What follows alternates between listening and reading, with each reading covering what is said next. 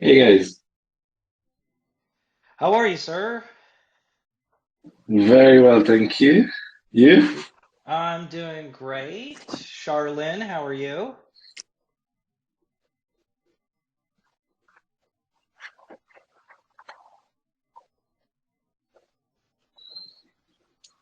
Hey, Kmets, how are you? I'm doing well. Good to have you here. Thanks for having me. Very Sure. excited, very excited for your first Twitter space. Yeah, we're pretty psyched too. We're still waiting a couple minutes just for everybody to jump on here. We got Yeah. DeFi advisor, he's here as well. So Hello, folks. Hi, Hey man. DeFi advisor. So Kmet, you are speaking from the A team account.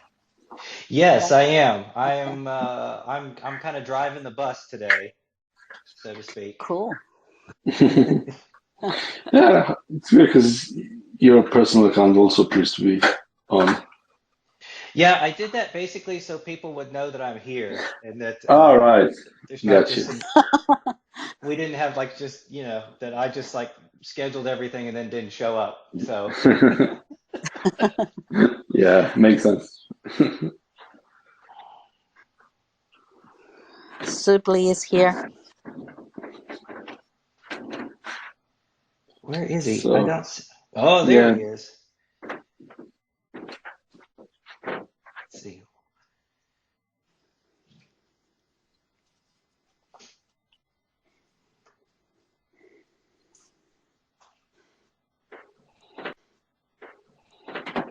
So what time zone are you in, Kmet?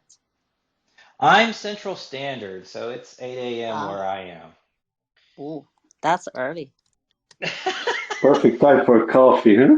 Yeah, yeah, absolutely. I've already had a cup, and well, when we've done our spaces in the past, they've been very, very early because like we'll do them at like 11 a.m. or 11:30 a.m. UTC, which is like 5:30 my time, Wow. and it's not even like early enough for me to like get up and actually like get a cup of coffee. So it's could be a bit of a struggle, but we do what we do in the Yeah, world of DeFi, right? With all the different time zones. yeah. Yes. So you grind it yourself daily? Oh yeah, yeah. I've got a real fancy Italian grinder. I've got Wow. Wow. the Chemex pour over. Yeah, I'm very much a coffee snob. It's the more complicated and pain in the rear end I can make it, the better. So Very, very cool. yeah. All right. Indeed, yeah. Well, let's see. We're just waiting. There he is. There's the guy. Crypto Profit. I think we All got the right. whole I think we got the whole gang here now. Let's see. Let's wait for him to Yeah. jump on. The full team, A team. Yeah. All right. Have your application been accepted, Charlene, or not yet? Sorry, what did you ask, Paul? Have your application been accepted, or you haven't got a response so far from My 18? my vaca 18 my vacation application. of application. Oh, I'm not sure. Yeah. It's still in the process. I'm not sure it has been accepted or not. And there's no update from We- the team. We're working on it. We'll get to you here. Well, it's we've got a lot on our plate here. We got to get through this first. Consider this your first interview, Charlene. Oh my God, Okay, you made me nervous now. this is so tough. Okay, I think we've got everybody here. So I think we'll go ahead and get started. So welcome everyone to the very first official Aladdin DAO A-Team Twitter space where we are hosting special guests Charlyn Wu and Paul's. So thank you both for being here this morning. Thanks for having us. Very excited to join this. Yeah, thank you. Terrific. Well, so we're joined this morning as well by my co-host, Crypto Prophet and DeFi Advisor. And then you know what? We'll bring Subli up as well. Hey guys. Hey, Subli. Maybe bring up Kruger as well. The full For sure, we can bring up Kruger. Yeah. Subli, I kind of think Subli is working. I think he can only listen, but well, that's all right then. Well, you guys will just have to settle for Kmets, Crypto Prophet, and DeFi Advisor then. So it's a sacrifice we all have to make. But also, wait a minute, Kmets, are you speaking from the A-Team account? That's you? yes, sir, I am. Great. Yeah. Maybe you can invite yourself to be a speaker. Oh man, I think. Yeah, I've already invited you, but now I'm saying that it's you on the A-Team. So you're already invited in here, and let's get it on. Yeah, absolutely. Okay, so let's kind of dive into this. So I think a lot of folks, that are familiar with Aladdin DAO and the weekly calls, we've learned a lot about Kruger, we've learned a lot about Linero, but we want to learn a lot more about Charlyn and Paul's, because we know that both you guys are very important to all the work that goes on there at Aladdin DAO. So I'd kind of like for you guys to do sort of a brief intro about yourselves, a little bit about your background, how you got into crypto, and so maybe we can start with you, Charlyn. Would that be all right? Yeah, sure. Yeah, so if you have joined the weekly community call, you probably should have known by now. I have always been a finance person, bringing a very finance perspective. So I worked on both banking side and venture side. And I had friends telling me about Bitcoin in 2010 and Ethereum in 2015. But I didn't really look into this until early 2017. I remember at the time I got into crypto. People were super excited to celebrate. Crypto market cap exceeded $100 billion. I was very TradFi thinking back then. And I was attracted to this because this became an asset class with decent size, and worth paying attention to. And later on, I actually spent 3 years to throw out my TradFi thinking and learned how to adapt to life as a crypto native person. Yeah, that's pretty much about me. Well, thank you. Okay, and so Paul, can you kind of do the same? Give us a little background on you. Yeah, sure. So I'm coming from an entrepreneurship background, been running my own businesses for a decade or so. And yeah, my first encounter with crypto was in 2015 when a friend of mine was mining Bitcoin. Of course, I didn't give it any importance at the time. Until later in 2017, when it was the ICO booms, and that's when I bought my first ETH. And stayed in touch till then. Lost a lot of money in 2018. And since 2021, I'm basically full-time crypto, not doing anything else.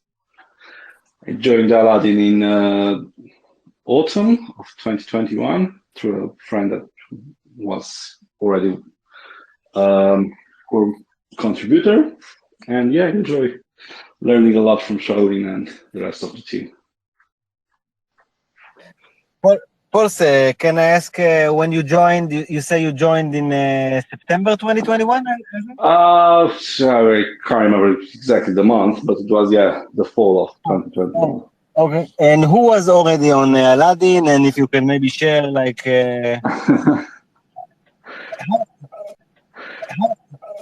whatever. So from the actual team back then, it was only Charlene. That's a big Like, team. That's a big team already, man. yeah, indeed. And then, like, I think a month later, Cougar joined. And yeah, then Lanier joined us like half a year ago. But yeah, we had some other contributors, brilliant minds. But yeah, they chose to take a separate way in the meantime.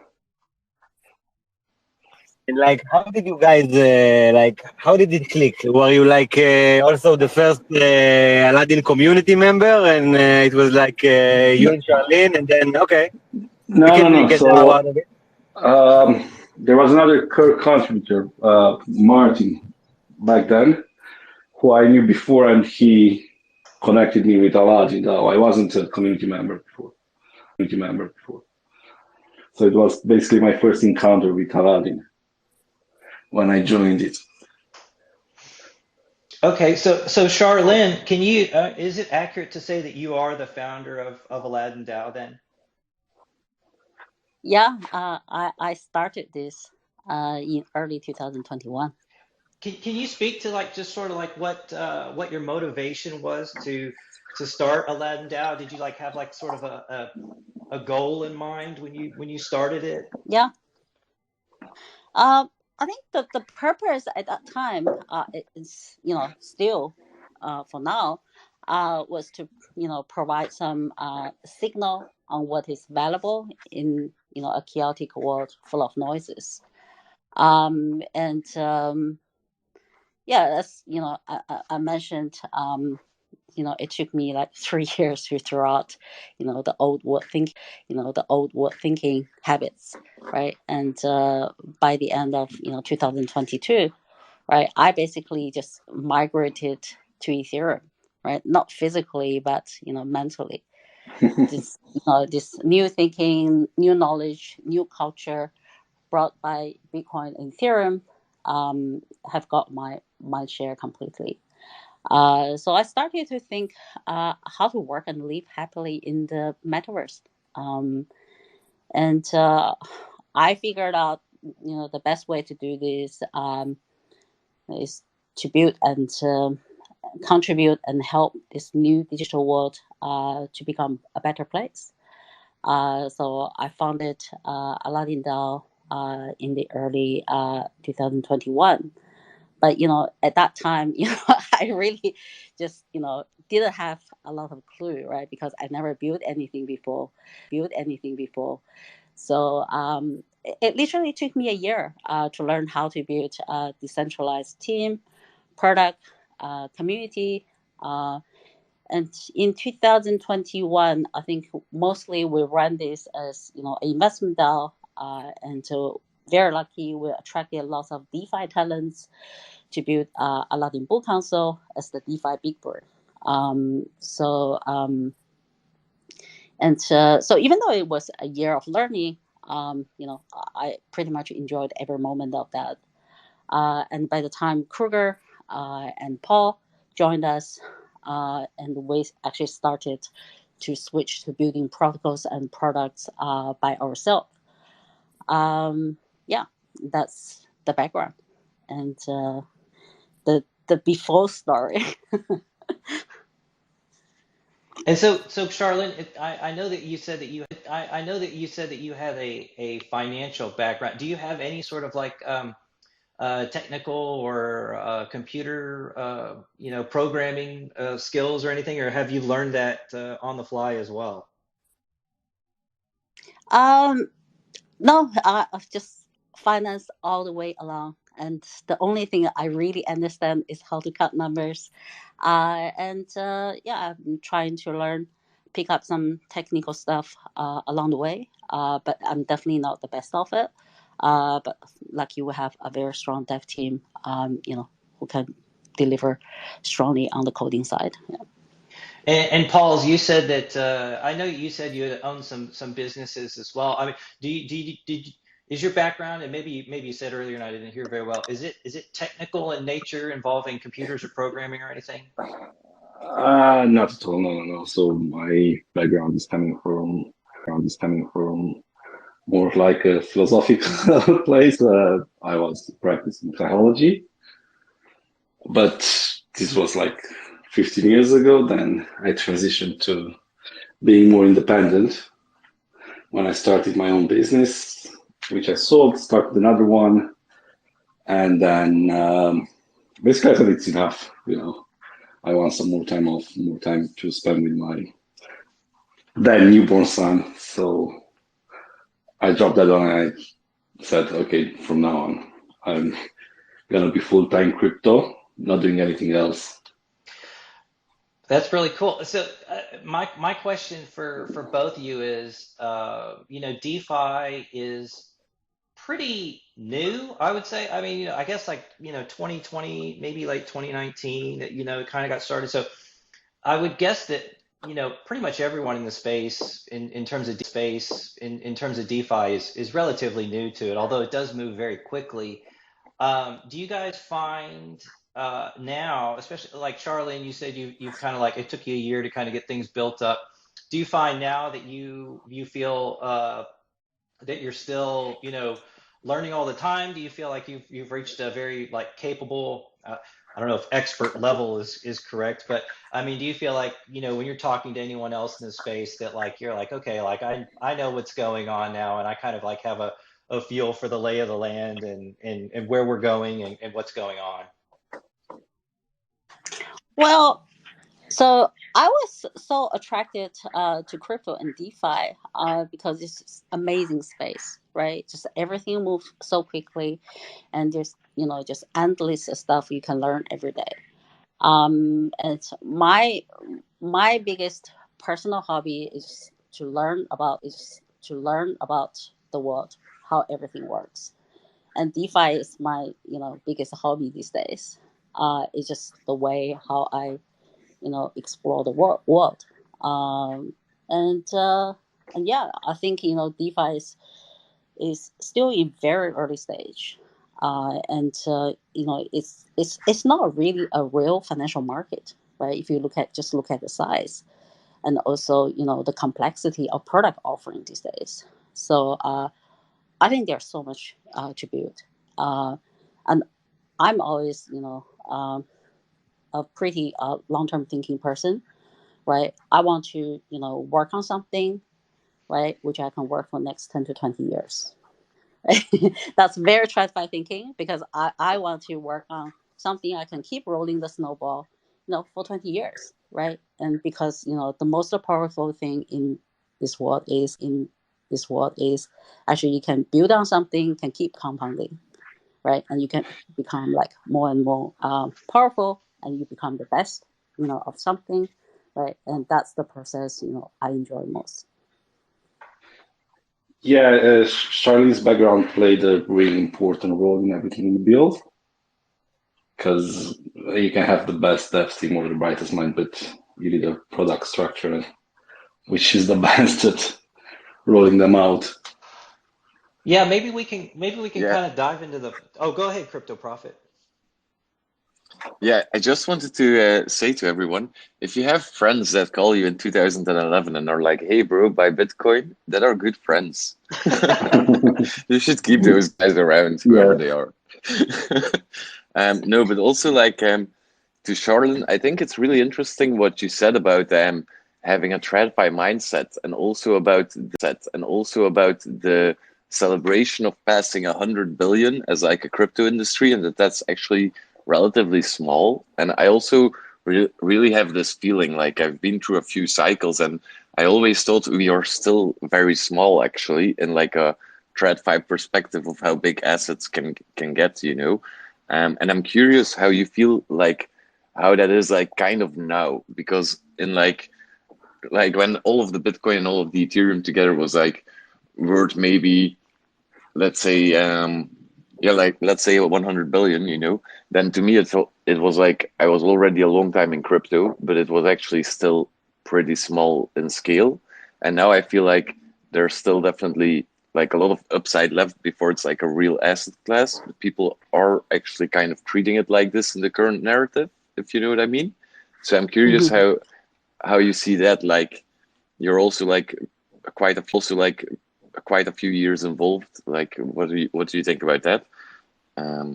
Yeah, that's it, I think. So you want me? So the question is more around like total addressable market, right? So how much? Yeah. Yeah, I think where we are now is just too early. It's tiny, right? Think about like any asset class, like U.S. bond market alone is $52 trillion, right? And just Credit Suisse, right, disappeared 2 weeks ago, right? They had like $3 trillion AUM, right? So finance is really like the biggest market in terms of uh, market size, right? And so DeFi altogether, I think this is just tiny. Really, we are at the seed stage, and that's why I'm excited. I found something that I can continue to work on and build and compound for next 10 to 20 years. Yeah, And I agree, actually. in that time horizon, right, probably we're going to take over the TradFi at some point. Yeah, and it's funny for me because it's like it's been 10 years and we're still kind of tiny, but we're also growing each year. So it's like, yeah, it can't really get better than this as a market, I think, to be honest.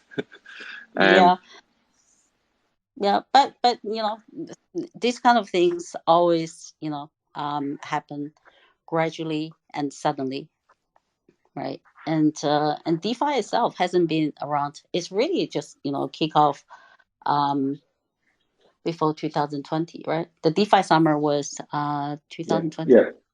Yeah. So like So like less than So 3 years. it's just over 3 years, right? It's just baby, right? And I think the last bull market was pretty much driven by some institution capital allocation to Bitcoin and some to Ethereum, right? Because they're people build around the infrastructure, how to get capital into crypto for years, right? The exchange, the custody, the regulation, right? The accounting, right? How real money can get into this space, right? And I think probably the next really the bull market is we'll continue to build out infrastructure around DeFi, right? And we're going to see increasing allocation from institution capital into DeFi, right? And that's going to be really the big moment, right? And to make a huge difference. Yeah, it's only. Yeah, I think so It's too. only like. I really think. Oh, No, no, sorry, I go was ahead, just gonna Kmets. say it's Sorry. only 80 something more days until we're at $1 million Bitcoin. So I mean, I'm pretty psyched for the fast growth you're talking about. Yeah. So this is still a market. DeFi is still a market driven by DeGen, right? DeGen has been driven by DeGen. It's still right driven by DeGen by now. I think DeFi will become a real market when we see real dollar something.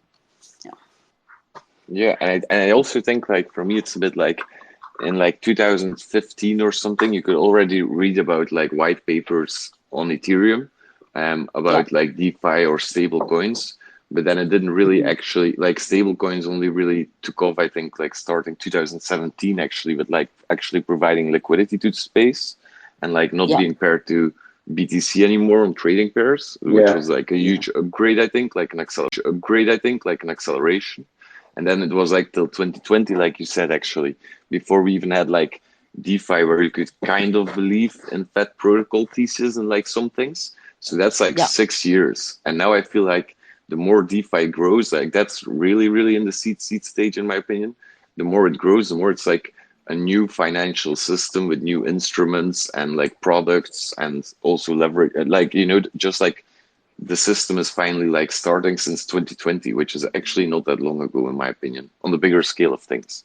So I'm also very excited, and specifically for the Aladdin products, I think it's amazing that there are so many DeFi big brains also involved, but also the products itself do like really well, I think, in a scaling market also. So that's also something I'm excited for. right? Did you want And to I, say something, well, Kmets? Sorry, I went kind of on a rant there, I think. No, that's great. Yeah. No, that's great. Yeah. No, this is probably a good segue to kind of like, kind of start talking maybe a little bit about concentrator and clever, and share that, kind of like, sort of the design of those protocols a little bit. Maybe like Paul's and Charlene can speak to them. I'm kind of curious, like, sort of the history of those products, how those came to be, what was sort of like, like say, we'll just take, concentrator to start, like sort of like what was the thought process behind like coming up with concentrator? What was the motivation for that one? mhm. So I think it's went back to the purpose why we built Aladdin at the first place, right? Because we want to uh, find real valuable asset and for people to earn more and hold, right? And hold, right? So we just want to build up things we really like, right? And we want to help the community to earn the maximum possible of these tokens. And so in 2022, we had lots of Aladdin Book Council meetings, right? So the DeFi big brains just came to present what they thought of highly. And Curve and Convex just come up, right? Like almost every week. People presented a strategy on how to earn more on Curve, how to earn more on Convex, right? I think, we were inspired by that a lot. And yeah, so by the time we decided to build, so the DeFi landscape was actually, quite different because, uh, in 2020 and early 2021, right? It was very DeFi summer vibe, right? So it's just 3-5 new DeFi protocol launch every week, right? And most of them just got wrecked. And 99% of them actually disappear today, right? So we thought we need to provide some signal out of these, noises. By the time we decided to build, right, and we already started to see real fundamental value emerge out of this system, right? So we like Curve a lot, and because we see real value from it, being the most important liquidity infrastructure in DeFi, and the liquidity is a scarce resources and expensive, right? And DeFi is just all about liquidity. And we already see the picture that most projects will continue to pay liquidity tax to the system as crypto economy grows. And also we like Curve because it's a community driven project. I like Uni, and decentralization is the most important metrics we care about, right? So I think Aladdin keep saying that we said that this a lot on the community call, right? This whole thing is meaningless without decentralization. So Curve provides that. We like it, and we want to own the token. We want to own more, and so we thought of ways how to help the community to earn the maximum possible on Curve and Convex. And then we delivered Concentrator and Clever, and the community really expanded because people enjoyed real utility from what we offer. And yeah, and then here we come.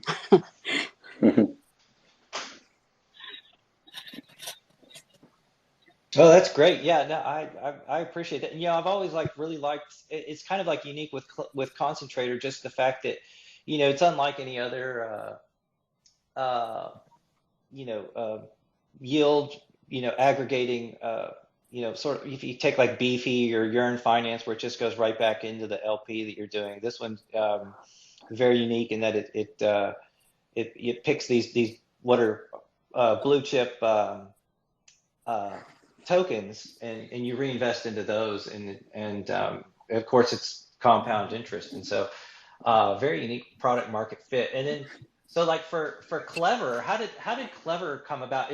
I'm curious if your TradFi background, Charlene, uh, if that like sort of plays into sort of your design thinking about these protocols or how they come about. Yeah. Because the idea originated from how to earn more around curve and convex, so two ways, right, to earn more. One is through compounding, and that's concentrator. The other one is leverage. That's Clever. And why we built Clever? Because um, I'm just I'm just a freak around oracles. I I think that's the most important problems we face in DeFi today, and that's why it's very hard for the system to scale, and that's like there's basically a logic hole under every DeFi protocol using oracles, right? It's just like a bomb. You don't know when it will kick off. The incentive structure, around Oracle system, just totally not aligned with the risk around that. And any of those tick off, that will be devastating. And personally, I don't use product, using oracles. Are you talking about And like yeah, so something like Aave or something like that, or any of those like I mean, not to pick on Aave or anything, but is that what you're saying in terms of leverage? yeah, I think just anything, right? Just leverage, just it's just so weak, right? And that's the bottleneck of the entire DeFi system. Yeah,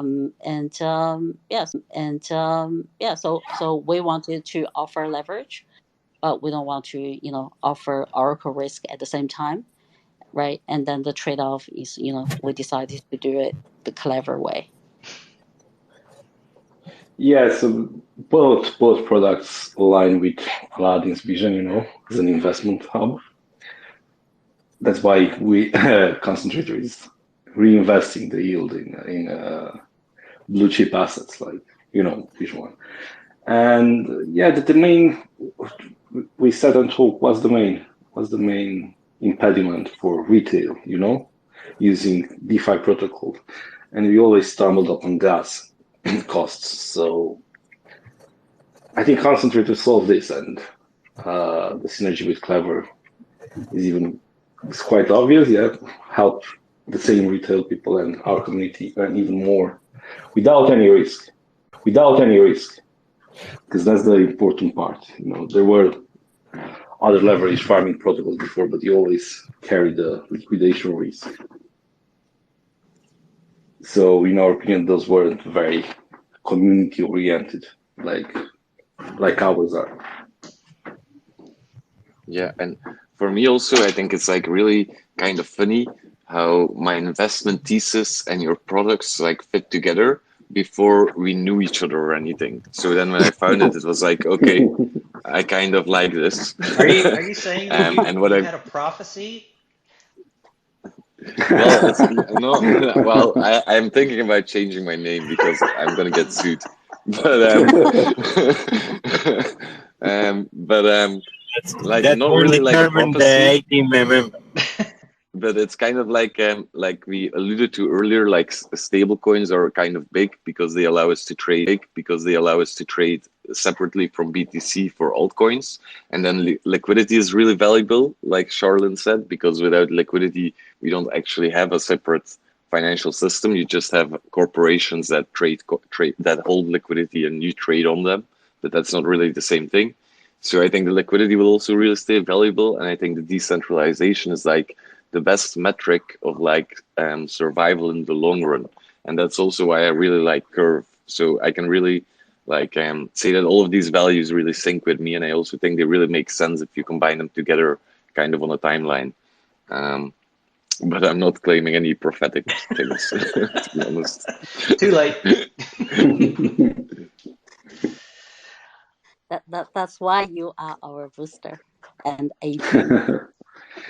And oh yeah, and finally, what I wanted to say is, if you then like look into the future of these three things, like stable coins and liquidity and curve and decentralization, then I think it's also like we all get this as we have been in crypto like the past time now, but the future people who get here, maybe they will be less computer savvy or maybe a different age group or something if the market grows bigger.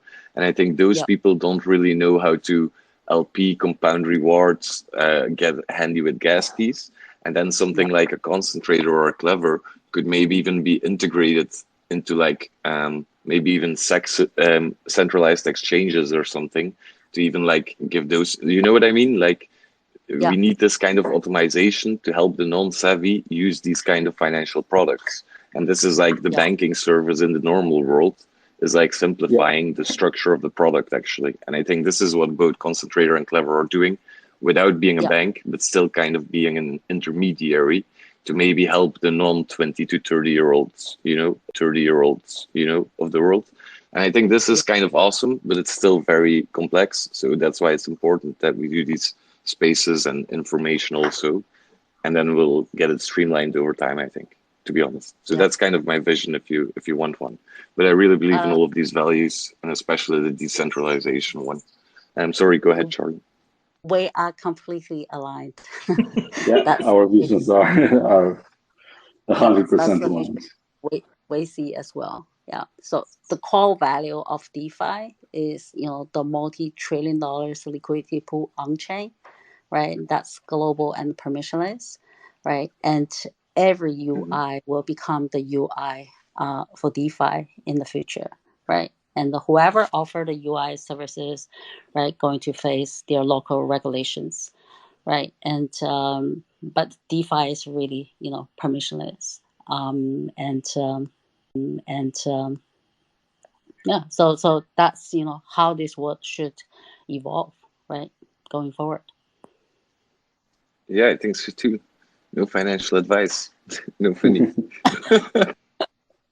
Yeah, we're not gonna don't ape in anybody, but they're pretty great protocols. But from a user perspective, it's interesting because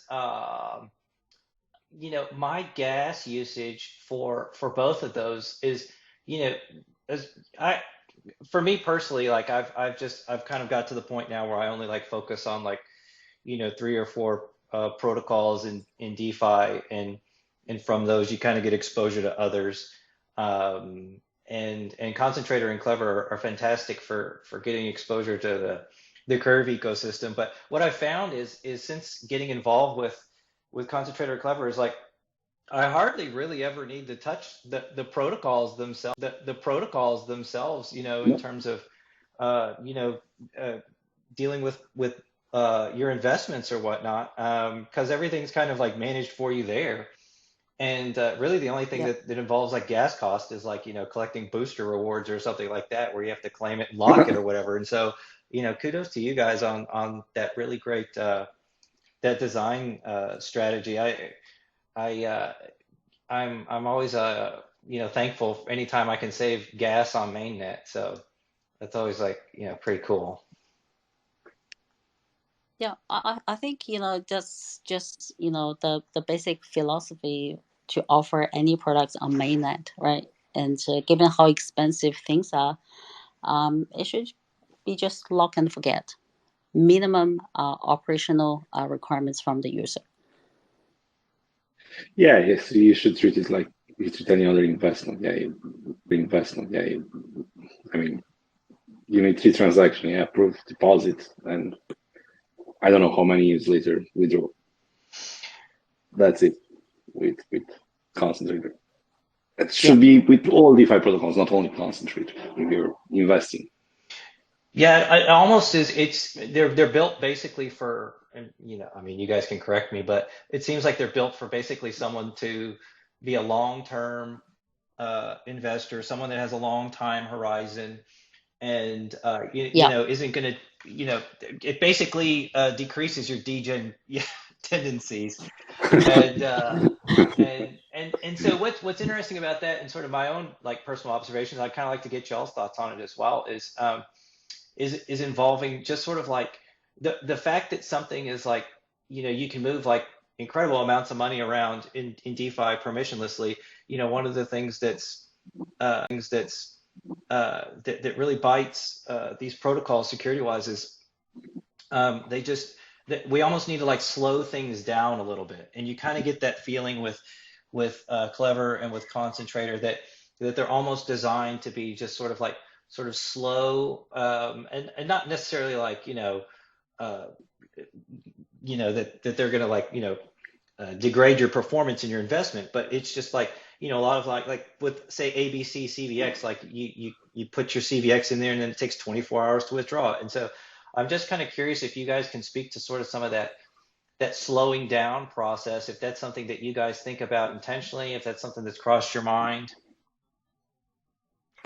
Yeah, I think back to the timing we decide to do things, right? So we need to decide, well, who are we going to service, right? Even though Legion is still like the dominant market force today, right? But I don't think we should just build the product to optimize for Legion's user experience, because Legions are very powerful, right? They can do everything themselves, right?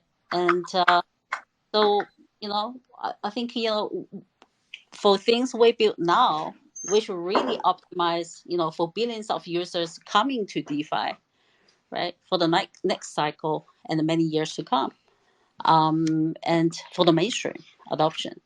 And yeah, so that's the thinking, how we made the design choices. Yeah, and I think you can also really like see that you deliberately chose that way kind of in the design. And I think it's a very smart choice. And also because of that, I saw in the Discord also some people asking like, when are we gonna get V-Switch and such? But I'm like, it's actually not that relevant to me, because of the optimization for the future. I think this is like the fees now are kind of irrelevant towards the fees in the future, I think. And also because of this, I also saw it kind of with Concentrator, like everything was kind of ready, but it wasn't like turned on immediately. And then when it was turned on, it wasn't like, oh wow, we've all made it now. It's more like we are scaling this, and that's what you have to watch, in my opinion. So I think, yeah, excited for 1 billion users, to be honest. We are aligned again.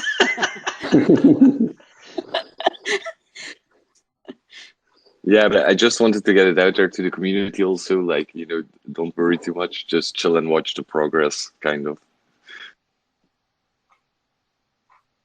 Yeah. Yeah. So I've got a question about sort of the booster program. I was wondering if you guys could kind of speak to that. Like, how did the idea for the booster program originate? Can you guys talk a little bit about that? Yeah. Yeah. You wanna go? Yeah. I thought the booster program was a shower idea. Yeah, maybe I can say something first, and then Paul, you can Yeah. add on top of this. I think the community, right? Like, you guys know us well, right? We are a team of builders, not marketers, right? And I think Aladdin's growth will be mostly driven by the community, regardless it's content creation, on the education side, DAO-to-DAO partnership, right, or physical presence at conferences or meetups, whatever. That's why we leave some tokens for this, and we want the boosters to lead these efforts, and that's the thinking, right? And so we're very lucky. We have attracted lots of talents, like you guys, the amazing A-Team. Have produced amazing content on Concentrator and Clever, and yeah, but I think how to make the booster program like more effective, right? It's not going to be us, right, going to bring Concentrator and Clever in front of 7 billion users, right? It's going to be like the community, the boosters, and how we can, attract more talented boosters, right, to make this, more powerful and widespread, right? And we are all ears and want to hear, what you guys suggest as well. Yeah, Paul. Yeah, so I don't know if you guys were around first when we launched the V2 tokenomics for Aladdin, but back then we tried to engage like a PR crypto team, let's call it, and yeah, they didn't bring any results. So this time around, we said, why? Why should we try to do that? Why not keep it like community oriented, like we are with the products and so on? So we came with this idea to let's reward our community members, but not for shilling because we hate that, like everyone else. Let them do something useful, without the compensation in mind. Yeah. So first, write, or I don't know, tweet, or they're like, I think Crypto Profit, you did some YouTube tutorials first, if I remember correctly. And then we will compensate them again, because the product that, I mean, if the community has the interest, the product interest in mind, not the token, I think it has much bigger chances of success than if anyone is interested not just in the token price. And yeah, so that's why we thought to leave community to take care of the marketing side instead of someone with, let's say, specialized in this. Yeah, no, it's been. I mean, I personally have found it to be like an incredible program. I've really enjoyed it and gotten a lot out of it, what's been interesting is just sort of the different approaches between the two protocols in terms of incentivizing uh, users. I'm curious, like, was it just sort of like an evolution in thought as to the differences in the booster program between Concentrator and Clever, or was it intentional? Yeah, more like an evolution. Yeah. So first we launched Concentrator, but it's also different tokenomics between them. So we try to line the programs with the tokenomics better. But yeah, first it was Concentrator. Yeah, it was the first time I think that something like this is done, like a booster program. And we try to apply everything we learned there on the Clever one and to make it better, although there aren't big difference between them. Yeah, you mentioned tokenomics there real briefly. I was wondering if we could just kind of touch on that briefly. With a lot of protocols, you see a lot of like varying like token amounts that are distributed. And with Concentrator and Clever, they're pretty unique in that I believe Concentrator only has 5 million tokens and Clever only has Mm-hmm. 2 million tokens. I say only, but um, can you guys like speak to sort of the design decision by having that amount of tokens? Because like Curve just has billions, and like Convex has 100 million. I'm curious, like what the design Yeah. decisions were there. So from my personal point of view, I don't think the number of tokens is important. What is important is the distribution of tokens.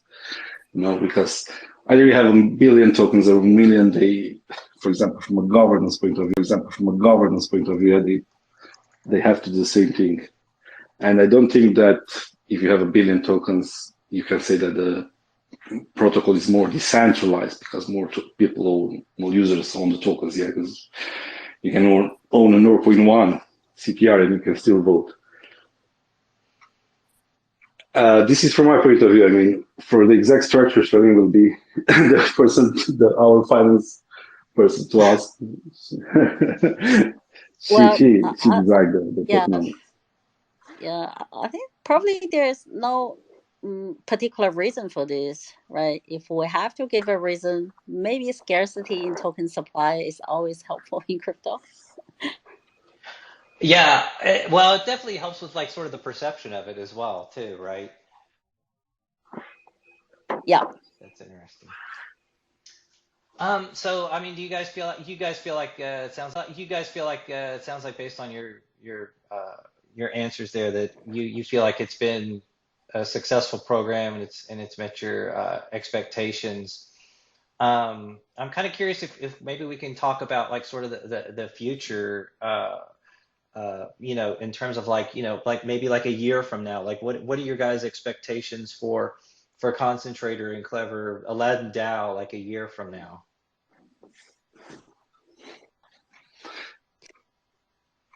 Oh, that's a tough one. I don't know what can we say and what we shouldn't say. Give us some prophecies. Yeah. I want Charlene No, to 'cause finally then be bullish. She's going to be bullish. I know her answer. Well, I think we just, for Concentrator and Clever, we just, continue to build on this. Both products, have found product market fit, right? And so we'll try to, grow the two protocols. And we have, a few products in the pipeline. One has finished already. The other one is, building, and another one is, is just about to finish on the protocol design. So I think in a year's time, probably Aladdin is going to have 3 to 5 protocols under the umbrella, and hopefully Alpha. the total TVL. Yeah. So I think we'll definitely pump up a new product next month, right? And another new one, in Q2, right? And another one in Q3, right? That's like 100%. And if we have more shower ideas, maybe there will be. I think in a year's time. Also depends on where the market is, right? Sometimes it's a beta issue. We talked about it yesterday. Yeah. Yeah. So in a year's time, we probably should have 3 to 5 protocols under the umbrella with TVL over like $1 billion. Who, man? All right, man. This. Right. Oh yeah. Where were you with all that information all that time? Is this space recorded? Yeah. Don't tell anyone else. Oh yeah. Okay. This is not something I saw coming. Yeah, we are. Very, very. We're gonna edit this. Very, very. We're gonna edit this Can down to just those past 2 minutes, and we're just gonna broadcast that. yeah. It's gonna be a YouTube short clip. Forget the space. I want to ask you something related to that. I actually wanted to ask that even before that, but now it's even a lot more significant in a way. Like, how do you see, or how do you plan that Aladdin DAO itself is going to actually earn from all these projects? Like, what's going on with the ALD revenue generation token model? Like, how is that going to go, or already happening?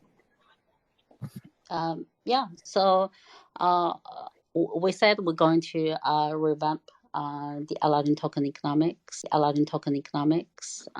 That's definitely going to happen sometime soon, definitely within this year, because everything Aladdin token is the eventual, the ultimate value capture for everything we build, right? You can hold one token and then you can participate in governance for all the protocol under the umbrella and entitled to the revenue generated from these protocols as well, right? And maybe it's a bad metaphor, right? You can see Aladdin token is, like JP Morgan token, right? And everything else, just different business units. So you get Aladdin token, and then you just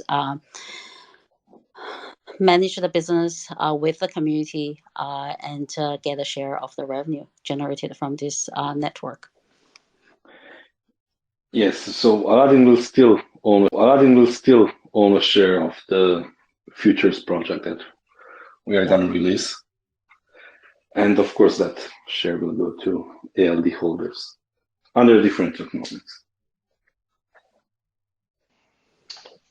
Also, Charlene, if you're already giving so much alpha, like, can you give us any hints about like what kind of narratives are these upcoming new products gonna touch? Like, are we getting any inside scoop?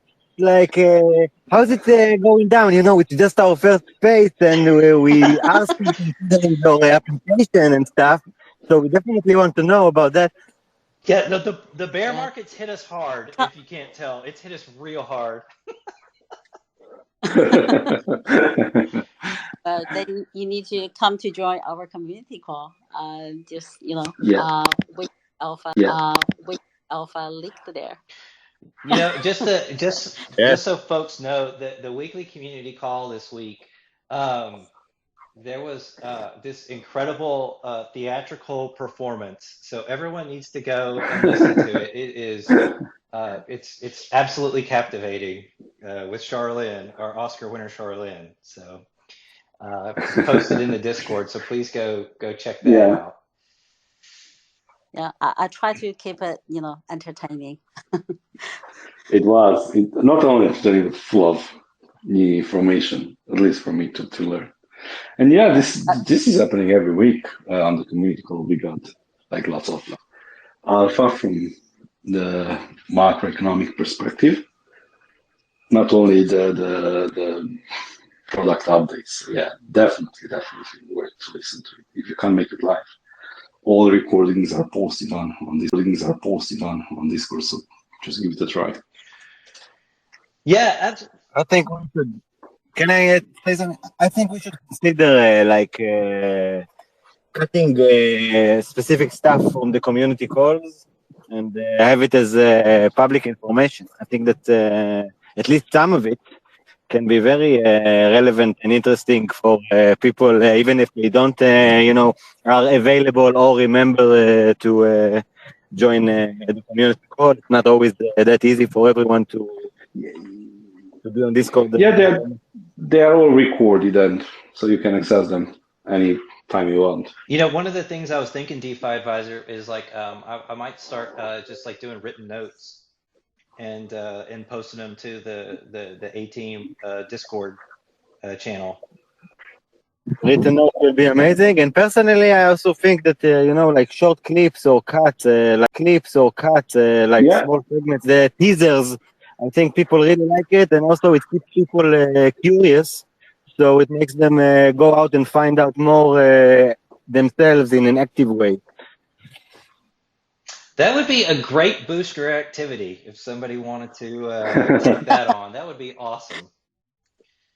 Lots of opportunities for folks to improve the space and make cool things for Aladdin DAO, obviously. For sure. Yeah, and I think this is also like really cool about both Aladdin DAO and the products and like everything we're kind of doing here, because it's all like because of the way the booster program works and the things you said about this earlier and like the not working of like a crypto firm and stuff, I think it's super nice that this is so decentralized and like organic, like really organic grouping up. And I think that's also largely due to, like Charlyn said, she's actually been at it for like 3 years, and now it's like always gaining velocity, you could say. But like even these buoy meetings were like amazing, I remember. And these community calls now probably also really are.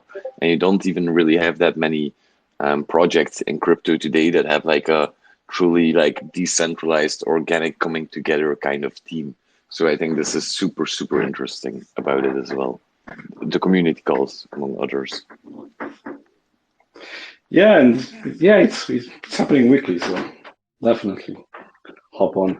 Come to join us, and we have to all the credit to Kruger and Laniro, who are amazing hosts of this course. Of course. Yeah, and it's Kruger actually pushed me to do the market update. I didn't want it. It's the best part of the whole call. It's and maybe we can we're kind of getting to the end here of our call. Maybe could you kind of maybe do a little bonus macro update for us real quick, Charlene? Just sort of like win bull market.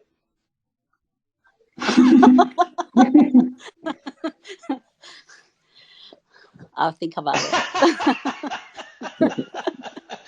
Okay, well, that's par for the course, everyone. The most important question is, have I got the job? Oh, I see. Well, I mean, we've come up with some pretty. We're negotiating, folks. This is a negotiation. I'm not gonna get it. Yeah, I mean, there's still no status update. That's not acceptable. You know what? I've done so much work. Charlene, you're definitely the front runner right now. You're definitely the front runner.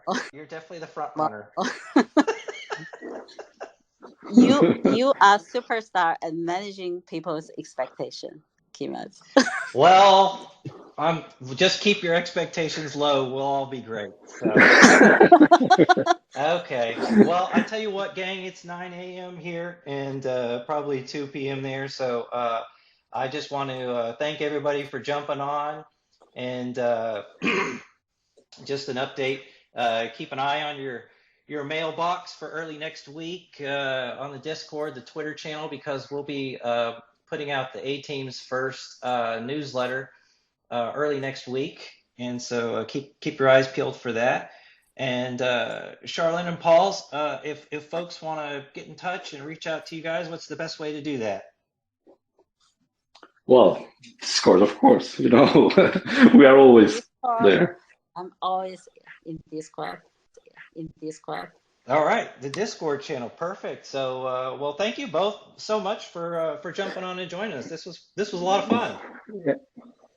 Thanks for having us, guys. It was quite fun, to be honest. Sure, thank you. Really cool. Yep. Cheers, guys. All right, thanks everybody. Bye bye. Cool. Speak soon. Bye. Bye. Nice talk, folks.